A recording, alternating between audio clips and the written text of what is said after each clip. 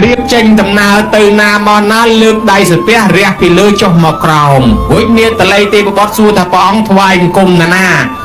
ថាអ្នកណាដឹងគុណឪពុកដឹងគុណម្ដាយថ្វាយបង្គំណានណាចាំម៉ែចាំឪថ្វាយបង្គំណាន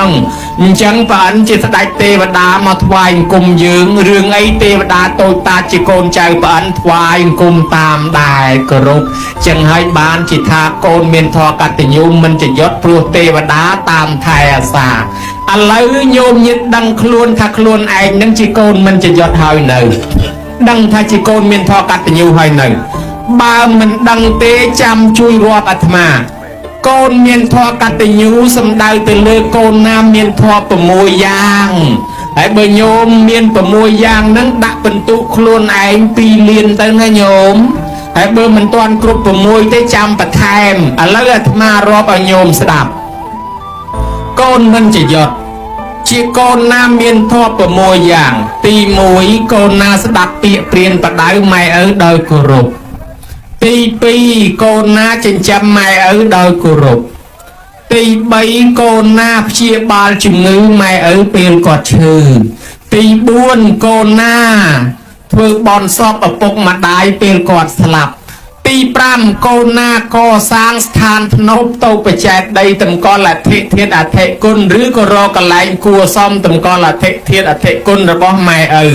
ទី6កូនណានៅតែនឹកឃើញគុណម៉ែឪចេះតែធ្វើបន់ឧទ្ទិសទៅរឿយ6យ៉ាងនេះហើយដែលហៅថាកូនមិនចយត់នោះហើយមិនទៅគ្រប់ដែរញោមហើយបើគ្រប់ហើយដាក់បន្ទុកខ្លួនឯង2លានកន្លះទៅហើយបើថាមិនទាន់គ្រប់ពេកចាំបន្ថែមឥឡូវយើងឃើញថាបើគ្រប់ហើយចុះ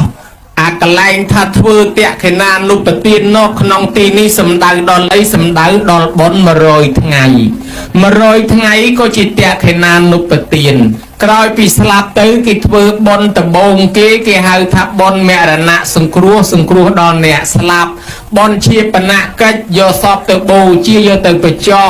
រួចមួយទៀតគេហៅថាបុណ្យតក្កិណានុបទានគេបែងចែកឲ្យធ្វើថ្ងៃស្លាប់គេហៅថាមតកទានឬមតកភ័តហើយបន្ទាប់មកគេធ្វើបុណ្យ7ថ្ងៃហេតុអីបានគេធ្វើ7ថ្ងៃខ្លាចឪពុកខ្លាចម្ដាយយើងស្លាប់ទៅអារម្មណ៍ជាប់ជំពាក់ជាមួយកូនចៅ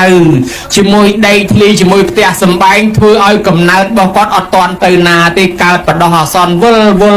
លើ7ថ្ងៃនៅក្បែរយើងនឹងដល់ថ្ងៃទី7បានគាត់ចេញដំណើរទៅបានគេធ្វើបុណ្យឲ្យតាន់ថ្ងៃទី7នោះគេហៅថាបុណ្យ7ថ្ងៃហើយចុះមិនបានធ្វើបុណ្យ100ថ្ងៃឪពុកម្ដាយខ្លះបុណ្យនឹងបាបស្មើគ្នា